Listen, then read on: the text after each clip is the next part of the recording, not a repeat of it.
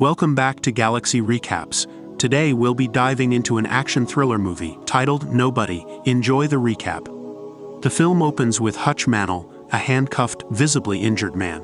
Despite his situation, he reaches into his pocket, pulling out a tin of tuna, which he opens to reveal a small kitten hidden in his jacket.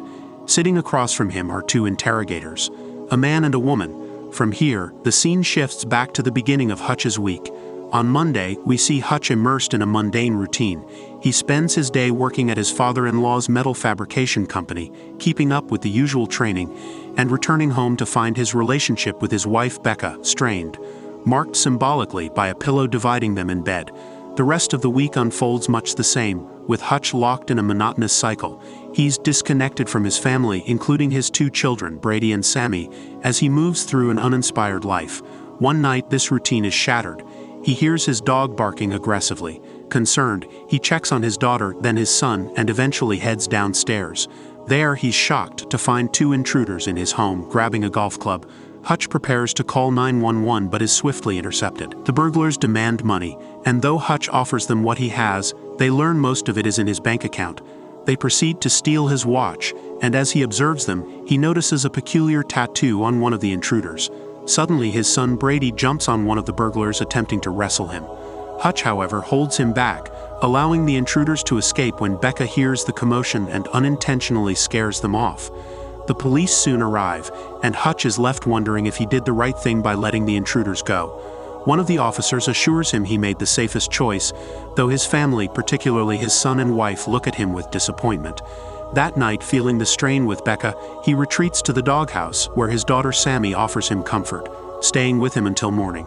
The next day, Hutch's life returns to its frustratingly ordinary pace, though with a few changes.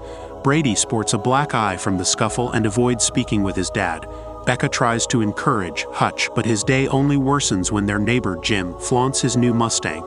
Hutch and Brady stand by, feeling emasculated and resentful. At work, Hutch's brother-in-law, Charlie, taunts him, handing him a gun as a sarcastic reminder of his inaction during the break-in, then laughs it off. Shortly after, Hutch's father-in-law, Eddie, reassures him that he made the right choice by avoiding a confrontation with the intruders, then informs him that he plans to sell the business and expects a substantial offer. Alone in his office, Hutch turns on the radio and finds himself speaking with a mysterious man who asks him to recount the break-in. Hutch explains that the gun he held during the incident was empty, which is why he chose not to retaliate, a decision that seems to weigh heavily on him. Before returning home, Hutch makes a detour to visit his elderly father, David. As they talk, Hutch's gaze drifts to a family portrait showing himself, his father, and his brother, Harry, the same man he spoke to earlier on the radio. Hutch eventually heads home, but his arrival is met with a lackluster reception from his son, Brady. His daughter, Sammy, approaches him and, with concern, mentions that her kitty cat bracelet is missing, suspecting it might have been taken by the intruders. This revelation enrages Hutch, who decides to take action. Determined, he retrieves his father's old FBI badge and arms himself with a gun and bullets. Posing as an FBI agent, he begins a search through downtown tattoo parlors, looking for the distinctive tattoo he saw on one of the intruders. At one parlor, he's nearly confronted when someone points out his expired badge, but Hutch remains unflinching.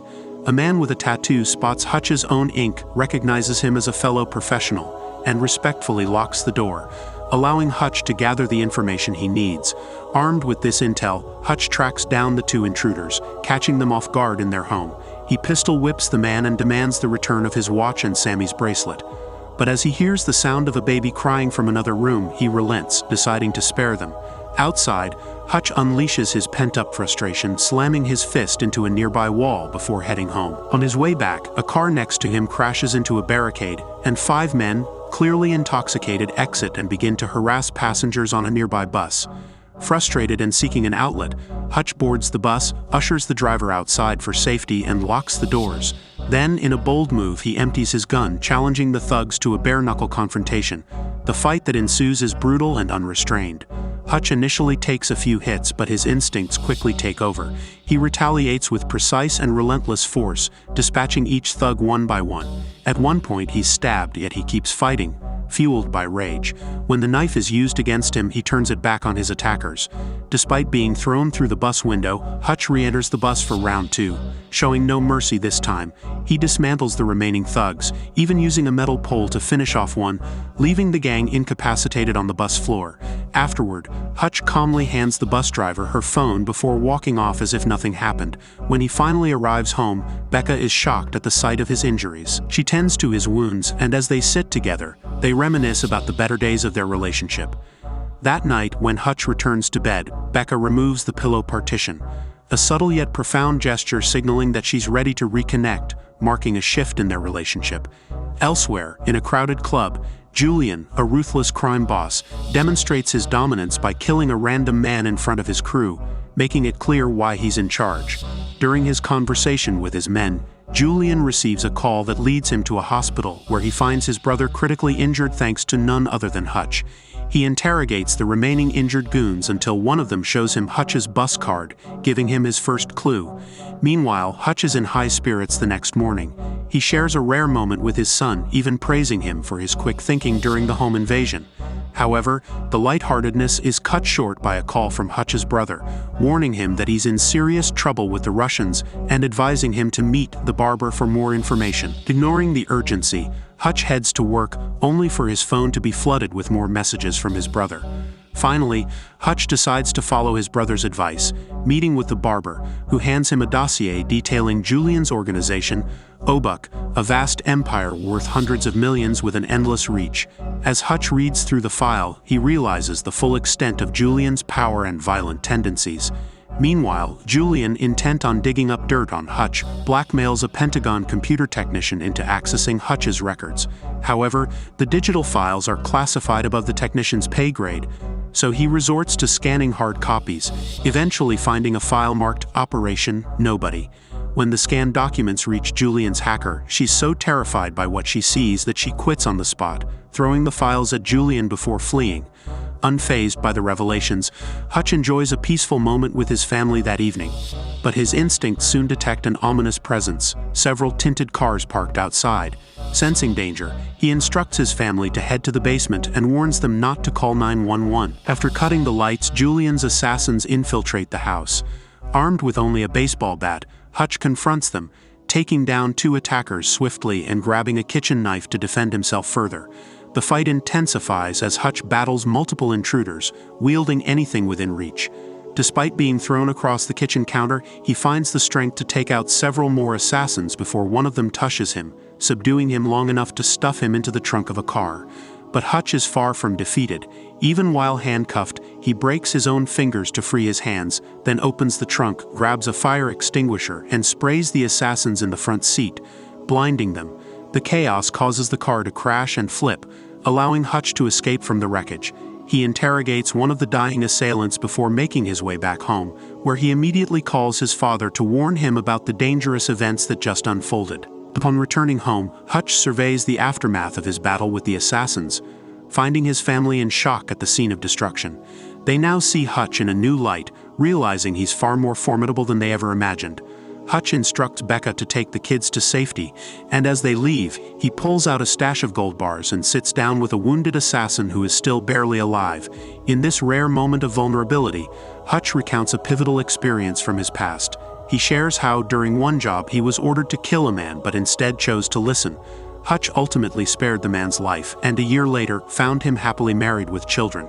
That moment had inspired Hutch to leave his violent past behind in pursuit of a family life.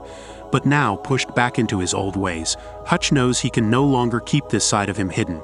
With resolve, Hutch sets fire to his home, watching it go up in flames. On his way out, he spots his neighbor's prized car and, without hesitation, commandeers it for his next mission. Meanwhile, at the nursing home, Hutch's father is prepared for an ambush. Pretending to be asleep, he surprises the assassins who enter his room, swiftly taking them out with his own concealed firearm. Hutch then heads to his father-in-law's office, dropping the gold bars on Eddie's desk as payment for the metal workshop. His cocky brother-in-law tries to belittle him, but Hutch's swift rebuttal leaves him stunned. Eddie, impressed and intimidated, agrees to Hutch's terms. The following day, Hutch transforms the workshop into a fortress, preparing for a final showdown. His brother calls him crazy, but Hutch, resolute, declares that he must protect his family. With this conviction, he decides to strike first, heading directly to Julian's headquarters, the Obek.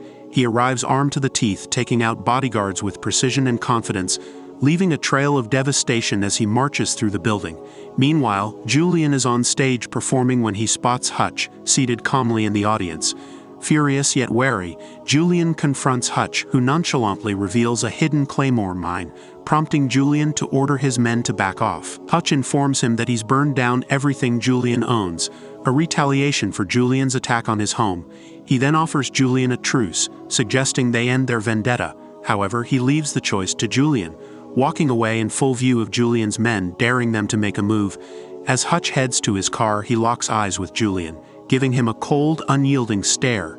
Julian, unable to contain his rage, orders his men to pursue Hutch. A high-speed chase ensues, with Julian's thugs relentlessly firing at Hutch. Hutch fights back, skillfully maneuvering to take down several vehicles, flipping one car in the process, which only intensifies Julian's frustration. The chase grows ever more intense as Hutch, determined and unflinching, remains focused on ending the threat once and for all. Arriving back at the fortified fabric shop, Hutch prepares for the final showdown. Assassins pour into the building and an intense firefight breaks out. Just when Hutch seems overwhelmed, his brother appears, taking out enemies from a distance with a sniper rifle, while Hutch's father joins the fray from behind, wielding a shotgun and blasting their attackers. The trio, Hutch, his brother, and his dad, work seamlessly together, each handling different waves of enemies with deadly precision. As grenades and gunfire echo through the shop, Hutch's brother joins the gunfight directly, skillfully dispatching enemies one by one, even managing a collateral kill that shifts the battle in their favor. Hutch and his dad continue their onslaught, triggering various traps Hutch had set up in advance, ensuring no enemy escapes. The family fights side by side, exchanging cover fire, and seem to relish this moment of unity, leaning on each other in true family teamwork. Their battle reaches its peak when Julian, enraged and vengeful, arrives on the scene. He furiously fires at Hutch and his family, but Hutch quickly pulls out a claymore mine, attaches it to a shield, and charges at Julian, pulling the pin just as he reaches him. The explosive goes off, killing Julian in a fiery blast. Hutch's brother helps him up, and the family shares a moment of quiet appreciation amidst the ruins of the fabric shop. They hear sirens in the distance, signaling that the police are on their way. Hutch tells his father and brother to leave, promising he'll handle the authorities himself. As he waits, he makes a heartfelt phone call to Becca, expressing his gratitude and desire to start a new life with her and their kids.